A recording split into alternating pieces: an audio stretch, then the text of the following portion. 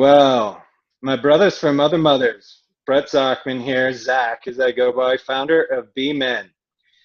Beaming to you, WoMAN session number 2. And Two. it's my pleasure to dose. It is my pleasure to introduce to you, coming live all the way from the Sunshine Coast. Yes, you heard it right. Queensland, Australia, Miss Mira Allen, founder of Manifesting Destiny.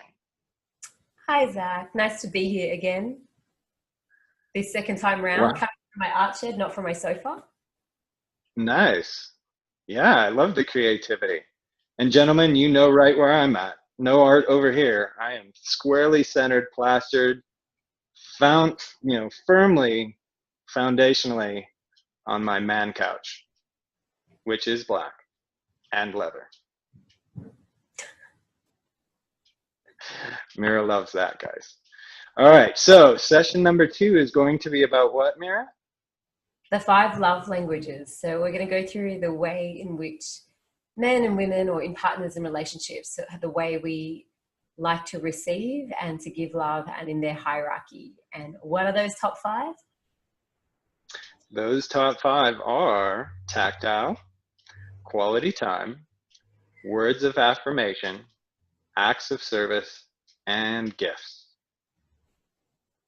It's funny, every time you say tactile, I just want to call it touch.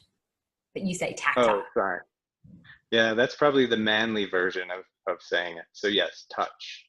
Okay, so if I say it in the feminine way, I would say the 5 love languages are touch and affection, quality time that's meaningful, acts of service that mean a lot, gifts of sincerity, and words of affirmation. That was the female ways. For you gentlemen, just a few extra words. And you guys are thinking, a few, Zach? My wife talks for hours. So you might want to know what my top love language is. What's your number 1? Well, I know this is going to shock all the men and all the ladies for sure. It's touch. Not tactile? Now, hey, I'm softening into my feminine. We can learn. All right. I'm flowing out of my leather couch here, right, gentlemen? Got to learn how to be more flow, more water, like the feminine. So actually, the joke that isn't a joke is that too many times we shift tactile, which would be more touch and affection, into sex. It can right? become that. It could, but it's way more than that. And unfortunately, we dummy men down, myself and all the men of B-Men and all the men in our continent and your continent, and people just assume, oh, yeah, right, touch, whatever. You're talking about sex. No, we're talking about touch.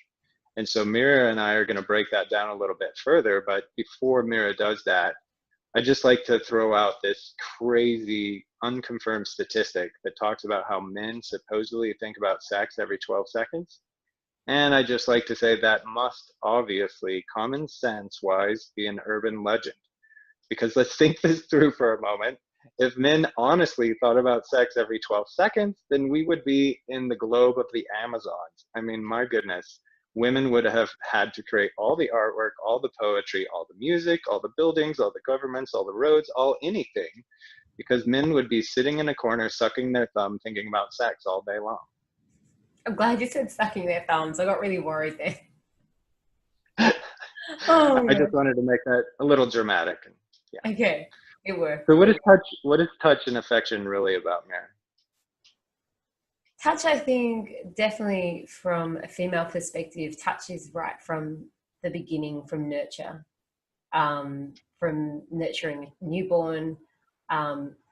Touch can be everything from just hand on a shoulder to a hug to just touching face, or a squeeze, or like I think touch is very linked with affection.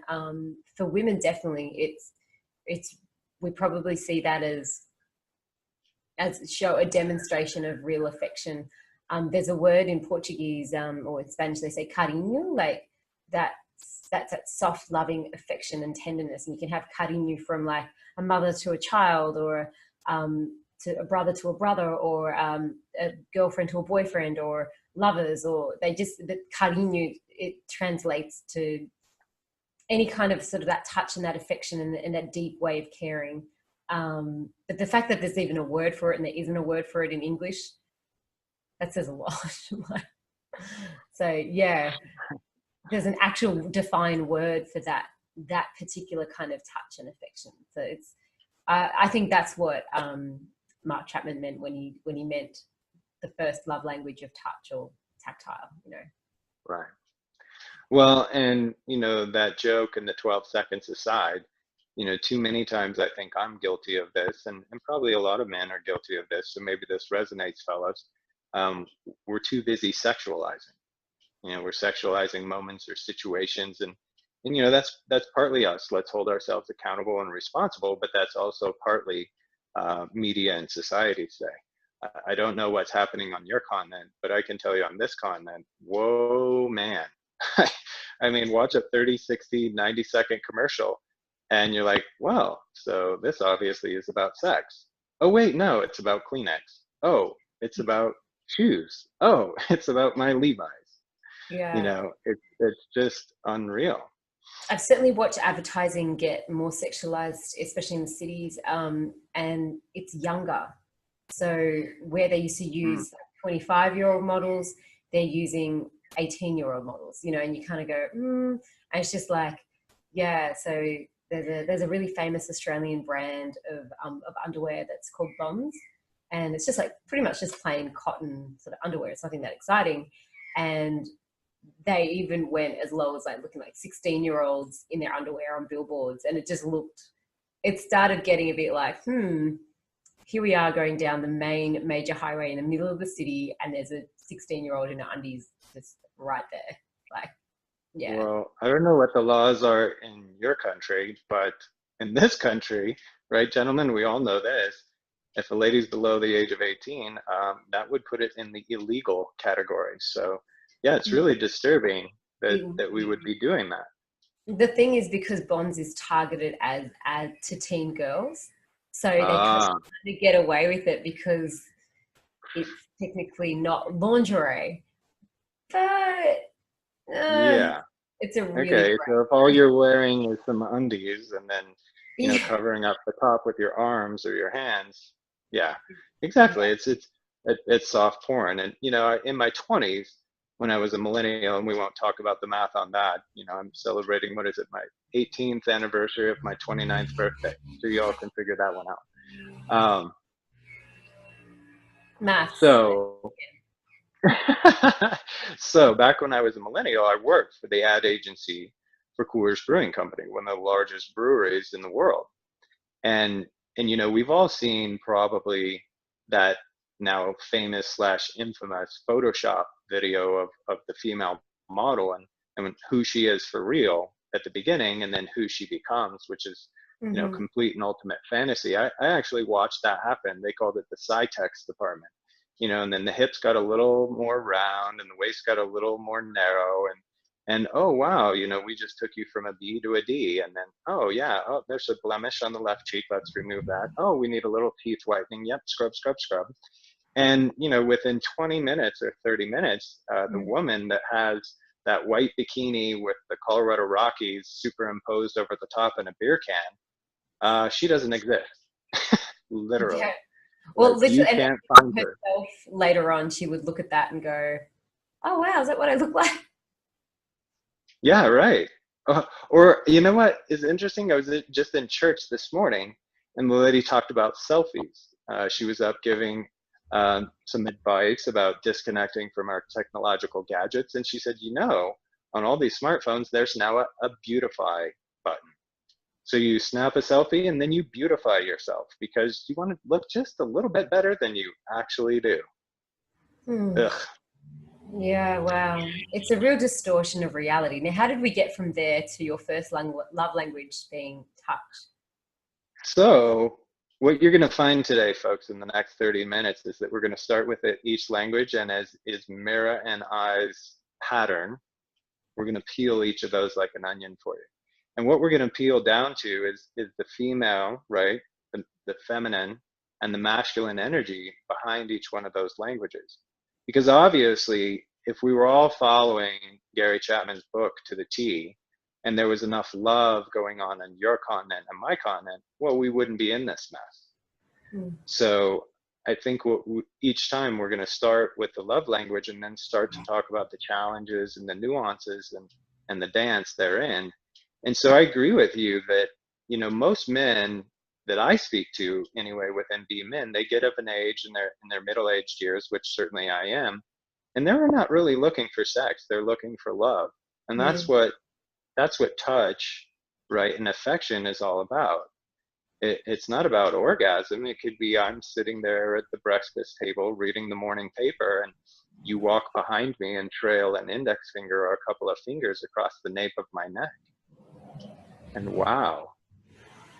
And the ripple effect that has, or, the casual touch of hands, or I think earlier we were discussing this and you brought up PDA, right? How Oh yeah. acceptable is PDA in Australia? Yeah, it's funny. In the cities, not so much at all. Like you just don't see people. Yeah, that whole public display of affection thing is actually a little bit frowned upon as well. So um, it's a really sad. I feel that it's really sad that if people can't demonstrate love or affection in public, that's put down or it's suppressed or it's not even a religious thing. Like it's not a religious thing. In Sydney, definitely I wouldn't say people are very religious. It's Okay. more just, oh, I just don't do PDA. No, So, block that, so block. just like social norms? Yeah, almost like, oh, look at those people. Gosh, they should just get a room. You know, these Oh, thrown around so much. And so it kind of feels a bit like, well, it's almost, well, it's okay to be like yelling at someone or angry at someone or whatever, but or lost in your phone and sitting in a restaurant disconnected. But it's something wrong if there's touch or affection or kissing or some like it just doesn't make any sense. I think if you're going to lose one, then lose the other. But it can't be a hypocrisy where you can increase violence, but you can't increase the demonstration of love, or you can increase disconnection through technology, but you're not allowed to increase connection in public. Like I think if they're saying no public displays of affection, well then no public displays of disconnection. Everyone in public can. ooh. Have you I'm just copyrighted saying, that? I might steal that one right there. Did you hear that one, ladies and gentlemen? That was some wisdom. That was profound. I liked it. well, Well, and there's as you were talking, the balance in society is definitely gone. Mm. well, and as you were talking about that, I was thinking through, I have two teenage sons now. They're 18 and 16. And, we watch a little TV from time to time. And as they were getting into their middle school years, I can just remember looking at like, primetime evening television and thinking, okay, so you're talking about how PDA is frowned upon, social norms in Australia. I think probably similar things exist here in America. Yet I could turn on any one of the major network stations at 7 p.m. or 8 p.m. in the evening, at dinner time. I can see some serious soft porn. I mean, you can, they've got ratings before the TV shows that says, hey, there's some adult material, maybe a little bit of nudity. And it's like, okay, a generation or two ago, you would never see that. You'd have to wait. Here it used to be you have to wait till after 8:30 before anything like that would be shown. And so it's interesting that we'll condone it for entertainment, right? Or virtual viewing. But then Mm. we frown upon the actual, what Chapman is really talking about is this soulful, deep, substantive connection, Mm. not this superficiality. I mean, it almost seems like we've taken sex and turned it into a recreational sport. And then Mm. we wonder why we're not feeling fulfilled, or we wonder why we're feeling more damaged, or we wonder why we feel so disconnected in the bedroom. And I've heard women explain it to me, or Chapman talk about it, that before you ever even get there to an intimate moment, there could be 2 or 4 or 10 other subtle little moments of a touch of a hand, or the brush of a cheek, or the kiss upon a forehead, darling, before you go to work, that Mm, it all matters, all the subtlety of that and the wow. nuance and the And that's something, in terms of like the yogic philosophy, people they know it as Tantra, but yeah. Tantra has been misconstrued that it's only about pleasure and sex. And Mm. Tantra is not this. Tantra is, in true traditional practice of the discipline of Tantra, you could spend 1 year without that that dance between the masculine and feminine without them even connecting lips. They can spend 1 year just in that Mm. cultivation of that connection first. So it can be a really, it becomes almost a discipline of learning how to use your sensual and sexual power. Um, but in this day and age, everything's so instantaneous. Everybody wants everything now. You can go and the apps, Tinder, and I don't know, the apps that you can just swipe yes, no, yes, no. Um, so there's an instant gratification, but that instant gratification can never give long-term satisfaction.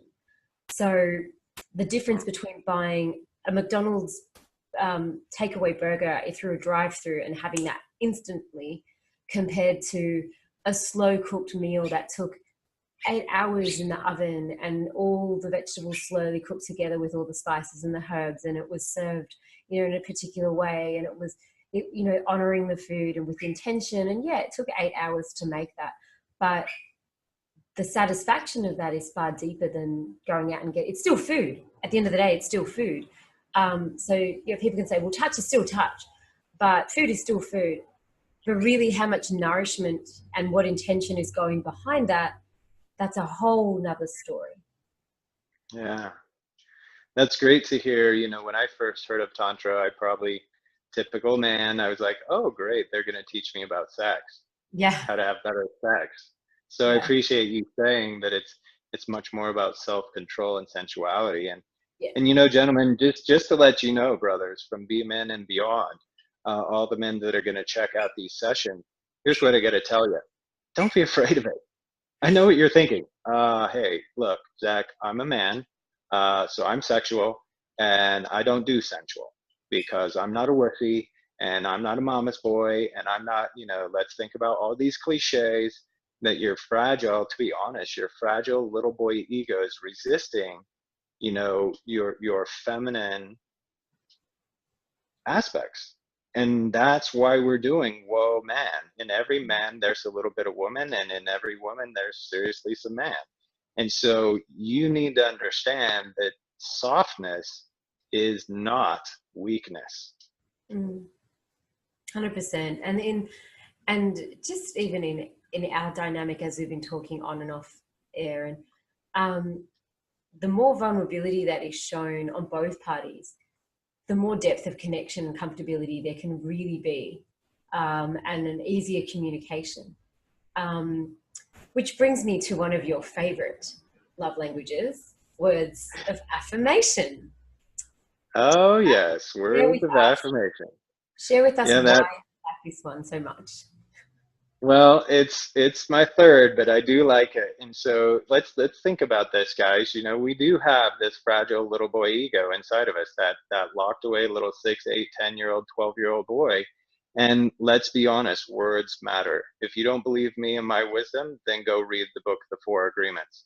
Gentleman far brighter than I, by the name of Don Miguel Ruiz, studied Toltec wisdom going back 1,000 or 2,000 years, and here's what he had to say. One of those agreements was be impeccable with your words. And yet, where are we with words? I know in America, our forefathers are probably rolling over in their graves because there's a bunch of emojis, some acronyms. I mean, it's code. Is it even English? I mean, Shakespeare's like, what the hell is going on in 2018? Well, isn't Canada trying to remove? Prose? They're trying to remove his or her, and you have to say their or theirs or. Oh, Lordy. Really? We've got to be that politically correct? Wait, Uh, yeah, Shakespeare. What happens to all of Shakespeare then? It just all gets thrown out the window. All that history, because gender identity well, is chosen. It's not what you're born with. well, let's think about this. I mean, words, there is this thing called poetry. Oh, I know, guys, you're thinking, oh, another wussy thing. Hey, no, some of the greatest men that have walked the planet, go check out their writings. You know, in our country, think of like Martin Luther King Jr. In India, think of Gandhi. I mean, and the list goes on and on in infinity. You know, there was poetry, there was prose, there was cadence, there was tone. You know, I tried very hard in my daily life to think. I know, guys, follow me here. Think before I speak. You know, what comes out of these lips should probably flow through here first. Uh, it proves beneficial. So, you know, you think about when we were kids and when we were boys, what kind of validation did we get? In men's work, there's a huge problem. It's called the father wound. Not your heavenly father, but your earthly father. And he'll impart a wound, almost every single one of us, from the things he did or the things he didn't do, or the things he said or the things he didn't say. Mm. And so think through, you know, like the butterfly effect, every single thing matters, right? The words that come out of your mouth towards your children, in support or not, the words that come out of your mouth towards your life partner, be it female or male, right? Is it lifting them up or is it tearing them down? Is it poison in their ears or is it, a sweet kiss of sunshine on their cheek? Wow. When you put it like that, words of affirmations are so bad. And by the way, it's my lowest value in terms of the hierarchy of love languages. Words of affirmation are my lowest. So, yeah. Gotcha. Yes, folks, we're not going to One touch. of them. Oh, we'll Miss- come back. Don't worry. Okay. Don't you worry. I've got it. Okay. Earth over here, totally grounded on it. All right. We won't, ladies and gentlemen, put Mira through the exercise of giving her a compliment and Okay. then making sure that she says thank you. But to all the women out there, right, that are watching this, or maybe even men too, um, here's something my father imparted to me. It wasn't necessarily a wound, it was a pattern. My father didn't feel like he was enough for many years in his life. So when he's given a compliment, he sometimes doesn't absorb it, right? Or his words, his self words. So think about self talk. What are you telling yourself inside your head and inside your heart and inside your soul? I learned a pattern of self deprecation. If you're not loving yourself with your own words, how can you expect your spouse, your partner, your friends, your children to love you as well? And how many women, because of what we were just talking about a moment ago, the objectification, right?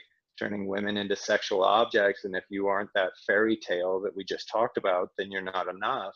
I've met many women that you compliment them.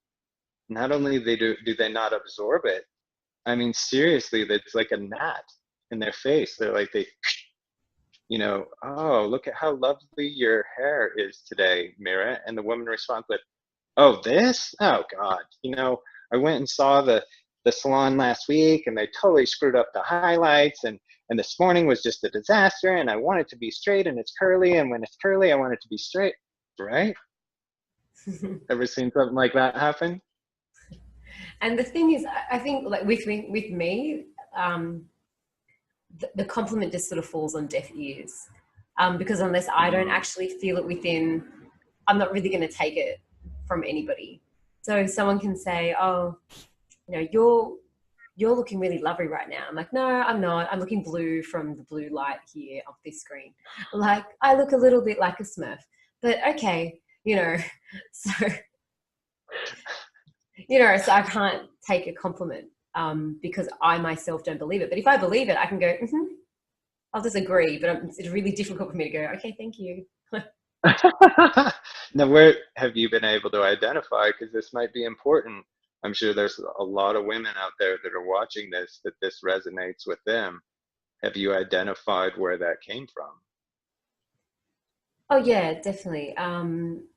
It's from years of where the words that have been said by the partner that I'm with hasn't matched with his actions. So if he's saying all these compliments and saying all these really nice things to me, but then his actions are not supporting that. So it's like, okay, you're saying I'm all these nice things, or you're so beautiful, you're so this, you're so that. but then their behavior hasn't changed and their actions are still drinking or gambling or whatever they would, which is causing more harm to my life. And so the compliment becomes really worthless. It becomes just words, and I'm kind of like, well, where's the actions? Okay. So you get really used to that pattern that when you hear a compliment, it's kind of like, oh, okay, how much have you racked up in your gambling today? What's happened? Where are you trying to soften? Oh, you're expecting the shoe to fall. So Mm. so pay attention to what Mira just said, because this matters with all the languages, and this one included. It's not just the delivery of the language, it's the purpose and the intent behind the language. The intent. So thinking back to being impeccable with your words, words can also manipulate, words can placate, words can be hypocrisy. you know Mm. I'm telling you how wonderful you are in the hopes that we're going to be in the bedroom doing a little bit of that touch and affection thing. uh, that is not being impeccable with your words, Mm. that's being a subtle manipulator. Mm. So thank you Yeah. for So pointing that out. I think that's definitely for me. That's definitely residual from the wounding that has happened before. So yeah. So that's why, number 5 for me would definitely be words of affirmation. They kind of just roll off my back and don't really mean a hell of a lot. Mm. See, and that's what's so important, is that communication, right? In the dance of intimacy, or the dance of romance between partners, is to actually pay attention, be present, and learn about other.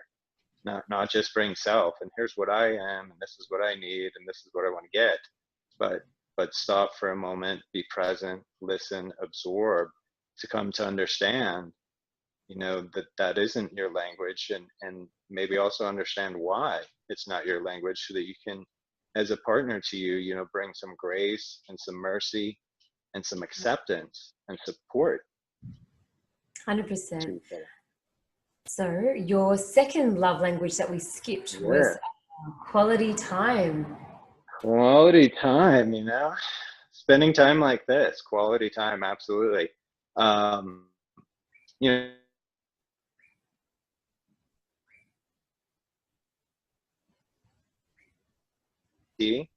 because she's obviously creative, as you can see behind her. I tend to be more of a nose to nose, toes to toes kind of guy. It's all about the personal connection. And so here we are with technology from 8,000 miles apart. And the unfortunate thing is that you can be sitting down to dinner with the family and nobody's paying attention to anybody, because their faces are buried in their tech. Mm-hmm. Yeah, and I've seen that before in restaurants with couples, and they are not having quality time. They might be out to dinner, it might be a really beautiful restaurant. They are definitely not having quality time with one another. They're staring like this. They've ordered, they've spoken to the waiter or the waitress, and they're just eyes down on their technology, but they're sitting opposite each other in a really beautiful restaurant. And you think, okay, great life you guys have got there. Like it's just it's quite actually a bit painful to watch. Yeah. Well, Mm. and you know what? We've gotten to a point where there's satire about that, at least here in America. I can think of several commercials right off the top of my head, like the classic one, and the romantic dinner, and there she is, and she's, I know, guys, this is gonna sound a little cliche, and there she is chattering away, blah blah blah blah, talking about whatever, and it's seemingly something substantive. And what is he doing? Well, he's sitting on his end of the table, and then as they pan back, you can see that his iPhone or his Android is like resting across his left leg. And so, every 10 seconds or so, while she's talking for 10 minutes, he's glancing down at his left thigh to check the score. And I can't help it. I'm laughing, but I shouldn't be laughing, because I Yeah. should be throwing up in the back of my mouth a little bit. But I'm laughing because, guys, look, we've all done it, right? We've all done it. But these are social norms. This is modeling. This is, we so many times, I call them submarines.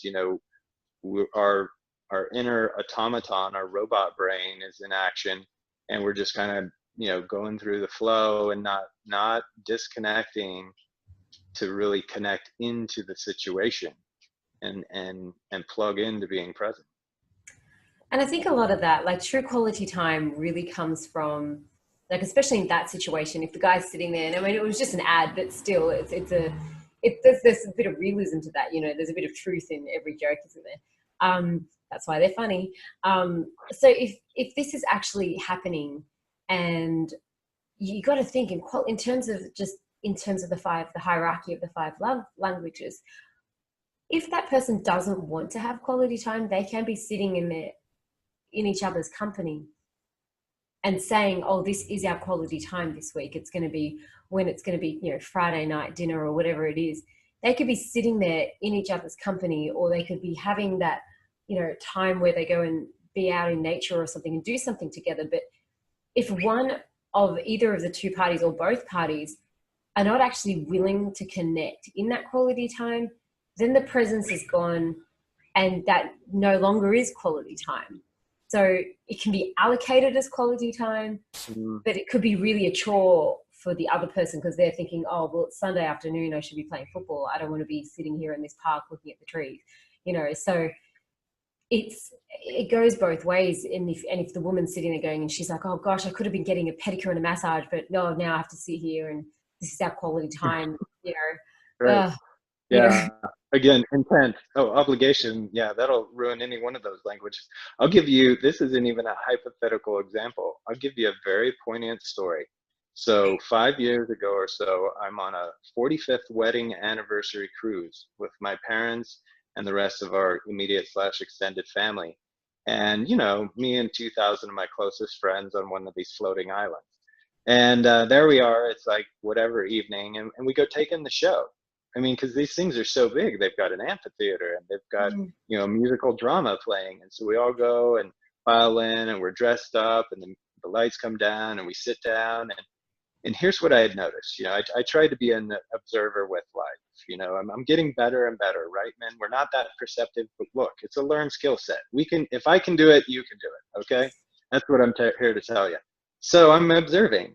And here's what I observed. It wasn't hard. There was this couple. Now they were obviously Asian. I can't tell you from which country because I never spoke to them. But here's why they stood out. Literally, he's as tall as I am. He's 6'3". Now, what do we know about stereotypes for Asian people? I mean, he looked like a giant. And then his wife, uh, I'm assuming, because they had two little ones, and then they had either his or her parents with them. Mm-hmm. She's like 5'10" and looks like a supermodel. And by the way, guys, he was looking pretty GQ-ish. So they stood out like a sore thumb.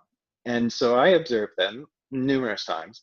And then I happened out of the corner of my eye see them walk in to this musical amphitheater. And they sat down beside each other.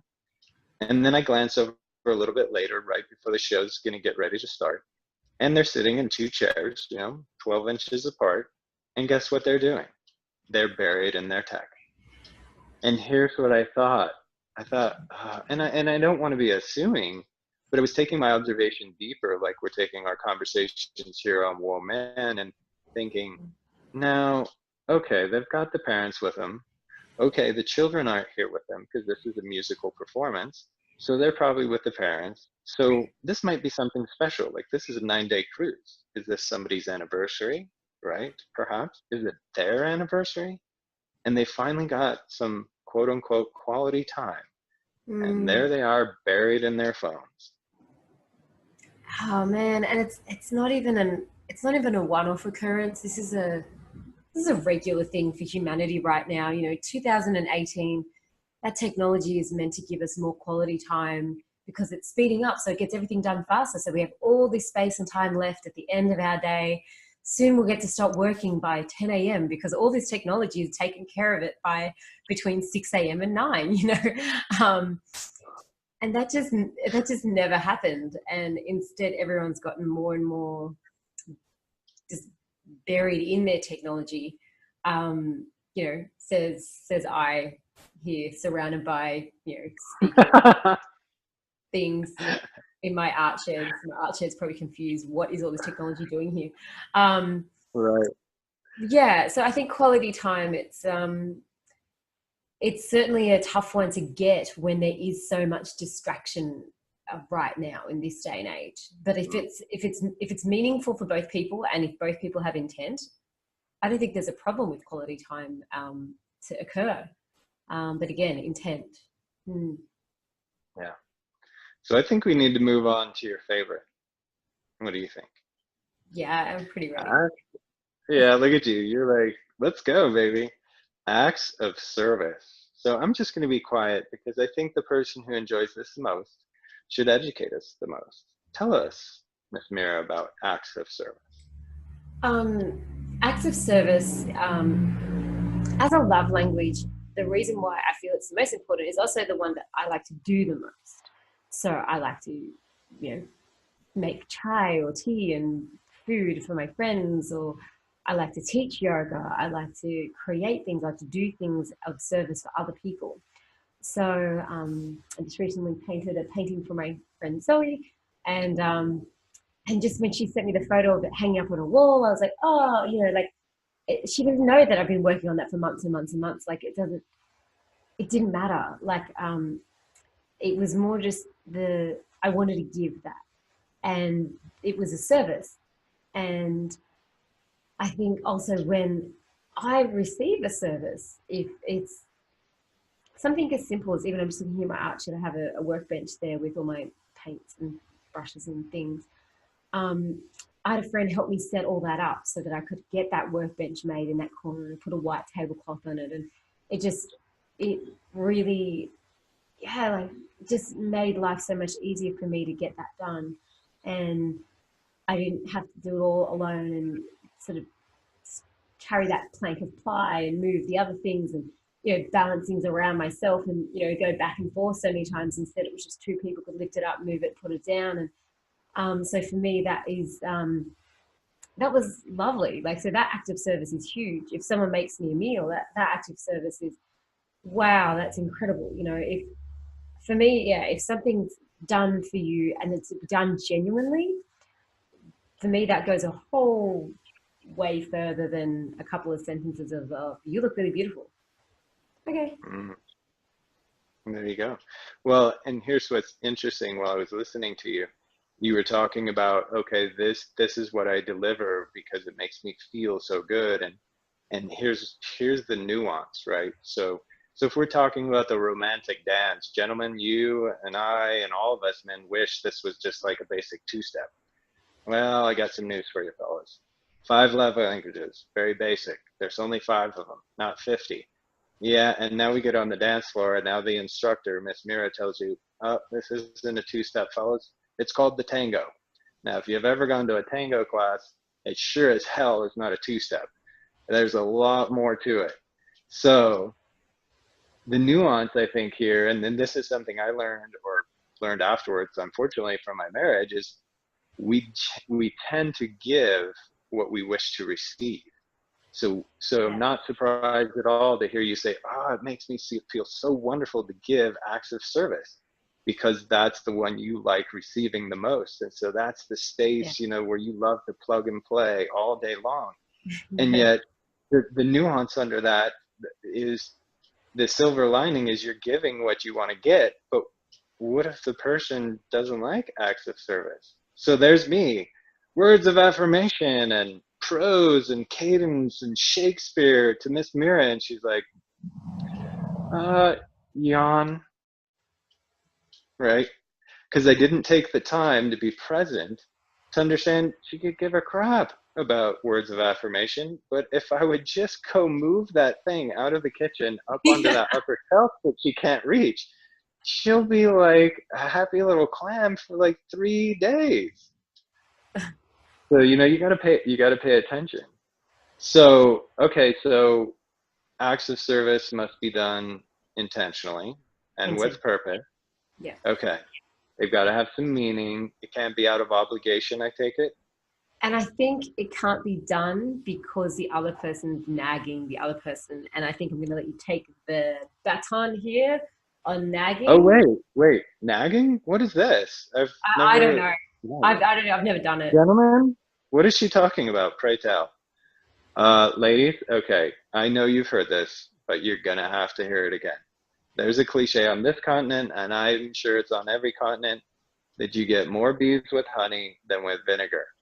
So to all those ladies who have a husband, had a husband, have another husband, or on their fourth husband, and then I'm in workshops and they're like, I just don't understand Zach. He just won't do what I want him to do. And then I don't leave it at that and say, well, talk to me as if I were your husband. You know, tell me what you'd like me to do. Well, like I walked by him the other day and I noticed that once again he hasn't taken the garbage out. And it's like, oh my God, how many times do I have to ask you to take out the garbage? I mean, last time I checked on your business card, aren't you the senior vice president of a division of 500 people at a major corporation? I mean, you're sitting in boardrooms all day and you can't even take out the garbage here at the house. Now, of course, I'm being a tad dramatic, perhaps theatrical, but ladies, if your voice, I'm trying to teach my teenage sons, it's not just what you say, it's how you say it. If you're politely asking a man to do something and, well, we don't notice everything, we can notice if your voice is laced with a tad bit of venom. So, Did you say a tad bit of venom? venom, yes, venom, you know? I You mean, are dramatic. I didn't know you'd studied drama. Wow. I was a sports guy, so I'm trying to evolve. Okay. So yes, women, I think one of the wonderful qualities about women is that softness, that your voice, auditory, it can be like a cool summer breeze, but it could also sound like, fingernails on a chalkboard. Mm-hmm. And so, you want somebody to do something, you don't have to listen to me. Ask your man if he prefers nails on a chalkboard or a cool summer breeze. That makes perfect sense. So hang on, what are we up to now? I've lost track completely. Well, we've stepped through four. We've got one left. Oh, gift giving. Ah, yes, yes. And I think this is another one that you enjoy, right? Do I remember this correctly?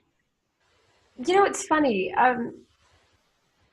So for those of you that if you've just tuned in now, we have done this a few hundred times before, and this is the one that you guys are actually getting to watch. Um, so yeah, technology, we love it. We love it. And anyway, so the fifth one, gift giving or receiving or Hmm. giving. As a love language, this is a double-edged sword for me personally, because gift giving can be seen as, well, I'm going to buy you this and now you need to do this for me. So it can come with a feeling of, which I, again, from past experiences, which I've gone, okay, well, no, if you don't do this for me, it doesn't mean that you own me, kind of thing. So I've had barriers and boundaries put up around that. But then at the same time, if the gift giving is a genuine gesture, then it's wonderful. Then you think, oh, Mm. that's a really beautiful thing. Um, they really wanted me to accompany them to Bali, or it's a beautiful thing. So the gift becomes, there's a sweetness in the gift, but again, it's a fine line, because I think for women over the years we've been so objectified, and there, and don't they say, what is it? The prostitution is the highest paid, the oldest occupation of history, The or whatever. oldest industry on the planet. Right, right. So I think, and look, there are, I have to say to the guys that yes, there are women out there that are gold diggers and that don't want to work, and that not that's their interest. Like that's their interest, is just like, what can I get from this? And they don't actually have a heartfelt connection with the person, and they don't want to spend the time to build that. I'm not saying that those women don't exist. Yes, all kinds exist on the whole spectrum. So I'm going to be the first to say that yes, that does exist. However, I think that when gift giving is done with a kind-hearted intention, with meaning behind it, that gives you and that person a very beautiful experience, then I think in that way, gift giving it makes sense as a love language. But then there's other part of me that goes, thank you for that little duck thing that was made out of glass. The little bauble. Well, I was thinking of two things. On a deeper level, it just occurred to me that with all of Mr. Chapman's love languages, there's two categories. There's the category of conditional and the category of unconditional. Mm, I give the gift, the bauble or the diamond or the trip to Bali, and there's strings. There's one mm, string or, holy cow, a whole ball of twine attached to that of mm, all the things that you now need to do, think, act, be for me because I have gifted thee, from above. yeah. Versus versus the unconditional giving, right? The I'm giving of my heart because I know this is something that you would enjoy. Gentlemen, it's the old cliche of the flowers, and not just on Mother's Day or Valentine's. Mm, Just because you know that your partner enjoys them, or which colors she enjoys, or her favorite flower, right? mm, So that was my first thought on a deeper level. And then on a more um, perhaps superficial level was the idea of materialism. So many times, I mean, this goes back to touch and affection isn't sex. Gift giving isn't consumerism. This mm, isn't, hey, let's take another trip to the mall so I can get you, spend some money I really don't have to buy some crap we really don't need to try and yeah, impress you that I'm giving you something. And oh, by the way, honey, now we're deeper in debt. So, I mean, it's just like yeah, that's crazy talk, right? And yeah. and meanwhile, to Mira's point, if you gentlemen, and I'm just speaking from the gentleman's perspective, I'll let you talk to the women. If you're not paying attention and you're not present, and you give her the duck thing, and she doesn't really like animals in the first place, and actually she had a traumatic, moment with a duck in a lake sometime when she was a child, you know, I mean, you do probably want to pay attention to know that the gift you're giving someone isn't going to create a PTSD moment. So, you know, um, again, heartfelt, genuine, sincere. Hopefully, we can all strive for it to be unconditional. Yeah, I think that is it, isn't it? So the primary love language is really unconditional, meaningful love. Oh, Um, please do wouldn't that be an pontificate ideal on world? that. I know.